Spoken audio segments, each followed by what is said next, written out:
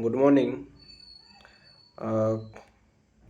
कल देखे थे हम industrial agitator systems. Industrial agitator systems कैसे काम करता है, उसमें कौन सा डिवाइस लगा रहता है, कौन सा मोटर्स कब वर्क करता है, कैसे सीक्वेंशियली उसका वर्क होता है। जैसे कि हम थोड़ा रिमाइंड कर दे रहा हूँ। ये जैसा मिनिमम लिमिट स्विच हुआ, सॉरी, ये जैसा मिनिमम लिमिट स्विच, ये मिनिमम लिमिट स्विच के ऊपर अगर लिक्विड आया तो एजिटेटर कैसे वर्क करता था। फिर मैक्सिमम लिमिट स्विच के ऊपर अगर लिक्विड हम लोग का फ्लो होता था तो कैसे डिस्चार्ज पंप स्टार्ट होता था। फिर कैसे इसका नीचे अगर आता था तो एजिटेटर फिर कैसे बंद होता था। ये सब के बारे में कल हम देखे थे, लेकिन उसका सर्किट डायग्राम आज हम देखेंगे। उसका सर्किट डायग्राम को स्टडी करेंगे। उसका जो पावर डायग्राम्स है, कैसे कैसे उसमें लाइन जाता है, कौन सा कैसे सीक्वेंस में दिया गया है, किसको पहले ऑपरेट होना है, किसको बाद में ऑपरेट होना है, वो सब के बारे में देखेंगे। लेकिन पहले उसका सर्किट देख लेंगे कि उसका सर्किट एक्चुअल में होता कैसा है, उसमें क्या क्या कंपोनेंट यूज होता है, कैसे वो हम लोग का ये मोटर को पावर मिलता है। पहले उसका पावर डायग्राम देख लेते हैं। उसका पावर डायग्राम देखिए, कल मैं आप लोगों को दिखाया था ये वाला पावर डायग्राम्स।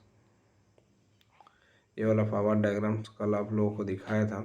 इसमें देखिए ये है पावर डायग्राम्स।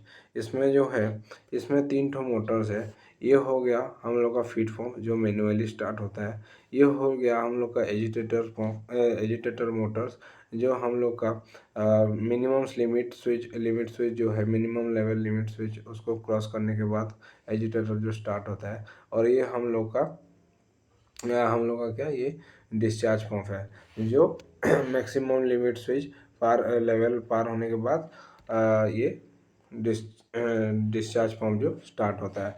ये सब के सब किस में ऑपरेट है, ये सब के सब एक DOL स्टार्टर लगा हुआ है सब सर्किट में। ये तीनों मोटर में, ये तीनों मोटर जो है ये DOL स्टार्टर का ऑपरेटेड मोटर है। DOL स्टार्टर इस मोटर को स्टार्ट करने के लिए ड्यूअल स्टार्टर यूज किए हैं। ड्यूअल स्टार्टर का बहुत सारा बेनिफिट है। जैसे कि ड्यूअल स्टार्टर लगाने से हम इसको कोई भी मोटर्स को रिमोट कंट्रोल कर सकते हैं।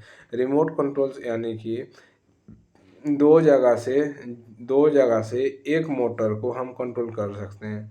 दो जगह से दो प्लेस से एक मोटर को हम कंट्रोल कर सकते हैं, उसको रिमोट कंट्रोल बोलते हैं।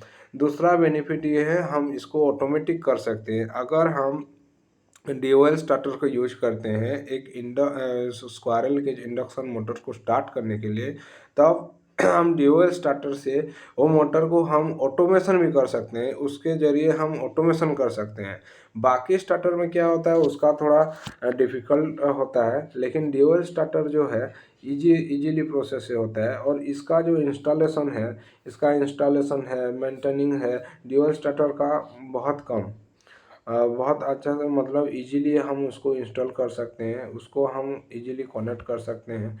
उसमें कोई उतना दिक्कत वाला बात नहीं रहता जैसे कि बाकी स्टार्टर में रहता है। इसीलिए हम DOL स्टार्टर को यूज करते हैं। उसका तो मेन रीजन उसका एक तो प्रोटेक्टिव डिवाइस रहता है, OLR उसको बोलते हैं OLR, ओवरलोड रिले जो होता है, उसका अगर कोई वोल्टेज फ्लक्चुएशन आया मोटर में कोई, तो ओवरलोड रिले जो है वो ट्रिप करवा देगा, मोटर को पूरा ट्रिप करवा देगा और ओवरलोड वोल्टेज से वो बचा लेता है। सेकेंड जो ओवरलोड रिले का काम होता है, ओवरलोड रिले का दूसरा काम होता है,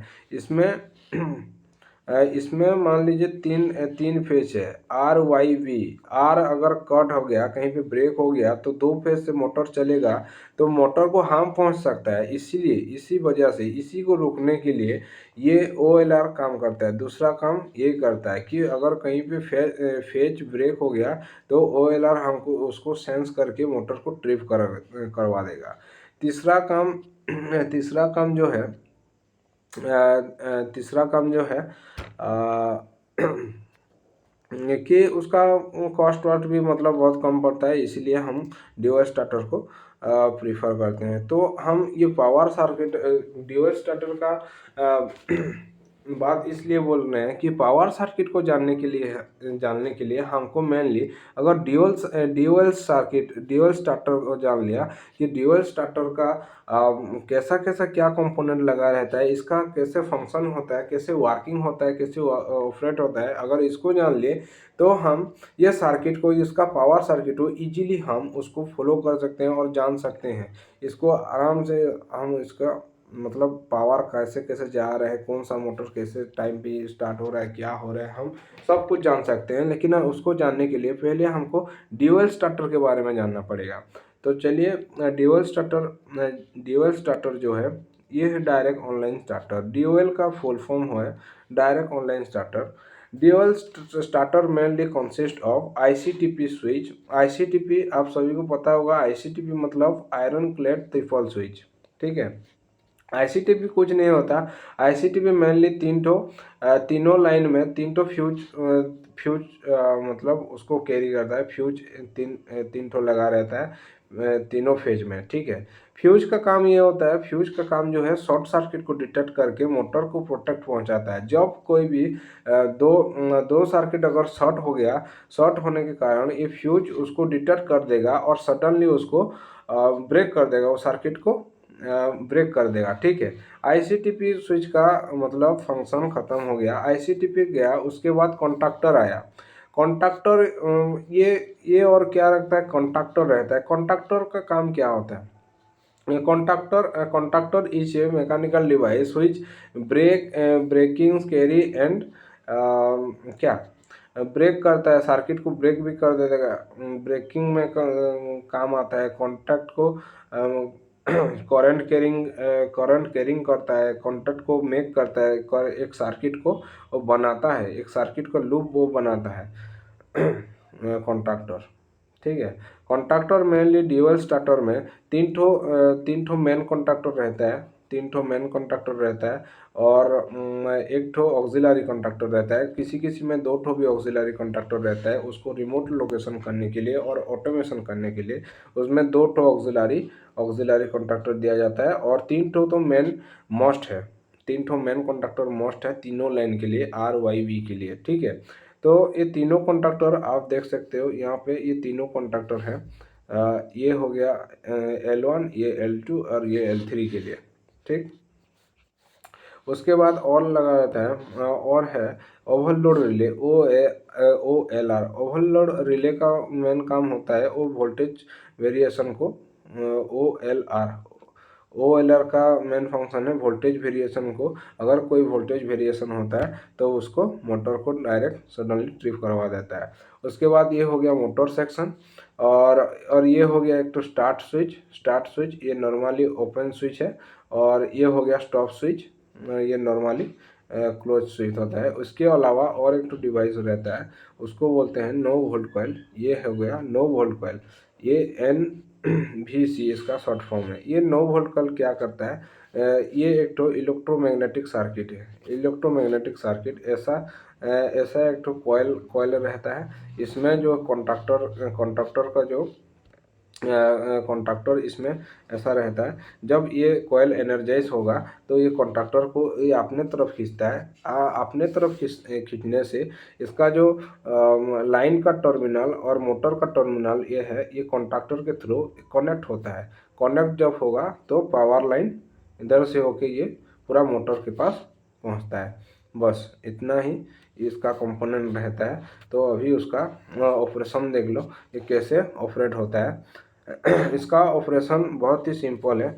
यहाँ पे एक तो एनो स्विच लगा हुआ है, स्टार्ट बटन यहाँ पे देख रहे हो, स्टार्ट बटन। इसको जब स्टार्ट करेंगे, ये जिसको जैसे ही हम इसको पुश कर देंगे तो ये जो नो वोल्ट कॉइल है ये एनर्जाइज होके ये जो कॉन्टैक्ट को है ये कनेक्ट कर देगा। ये आपस में कनेक्ट जब हो जाएंगे तो हम लोग का सप्लाई जाने लगेगा, हम लोग को सप्लाई जाने लगेगा। जब हम स्टार्ट बटन को छोड़ देंगे तो फिर ये वाला जो है नो वोल्ट कॉइल ये भी कॉन्टैक्टर को छोड़ देना चाहिए। लेकिन उस टाइम क्या होता है, ये ऑक्सिलरी कॉन्टैक्टर जो है, ये ऑक्सिलरी कॉन्टैक्टर उस टाइम काम करता है। कैसे काम करता है ऑक्सिलरी कॉन्टैक्टर, क्या काम करता है, इसको ये नो वोल्ट कॉइल को होल्ड होने देता है, मतलब उसको ट्रिप होने नहीं देता। ये क्या करता है जब ये स्टार्ट बटन पुश हुआ है तो ये भी कनेक्ट हो जाता है, ये कनेक्ट हो जाता है। जब ये कनेक्ट हो जाता है तो हम लोग का पावर जो है ऐसे स्टॉप बटन से होके ऐसा मेन कॉन्टैक्ट होके तब जाकर हम मोटर के पास पहुंच जाता है और हम लोग का पावर सप्लाई कंटिन्यूस चलता है।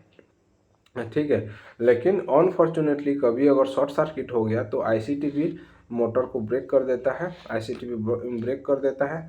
और ओवरलोड रिले अगर कभी वोल्टेज या फिर फेज ब्रेक हो गया कि वोल्टेज का ओवरलोड वोल्टेज का कुछ वेरिएशन आया तो ये ओएलआर काम करता है। और ऐसा अगर हम लोग को नॉर्मली अगर उसको बंद करना रहता है तो हम स्टॉप बटन जो एनसी बटन है इसको हम यूज करके प्रेस करके जब इसको हम प्रेस कर देंगे तो सर्किट ओपन हो जाएगा। सर्किट ओपन हो जाए तो कॉन्टैक्ट छोड़ देगा, उसके बाद मोटर हम लोग का ट्रिप हो जाएगा। ठीक है, तो आज के लिए इतना ही। हम लोग नेक्स्ट देखेंगे। बहुत किसी को यहाँ यहाँ पे बहुत मतलब कन्फ्यूजन आता है, ये वाला सर्किट थोड़ा कॉम्प्लिकेट होता है। इसको अगर जो समझ गया तो ड्यूल स्टार्टर को सब कुछ समझ गया। इसका पार्ट मैं नेक्स्ट वीडियो में बना दूंगा, लेकिन आज के लिए इतना ही। मैं दूसरा जो ले आऊँगा, दूसरा पार्ट जो आएगा, दूसरा पार्ट में हम जानेंगे कि इसका पूरा सब मोटर का सभी मोटर का कैसे पावर डायग्राम्स मतलब पूरा सभी मोटर का कनेक्ट पावर डायग्राम्स का कनेक्शन कैसे हुआ है। और इसका एक तो सेपरेट वीडियो बनाऊंगा कि इसका कनेक्शन कैसा करना है। ठीक है, तो आज के लिए इतना ही। अभी रहता हूँ। Thank you.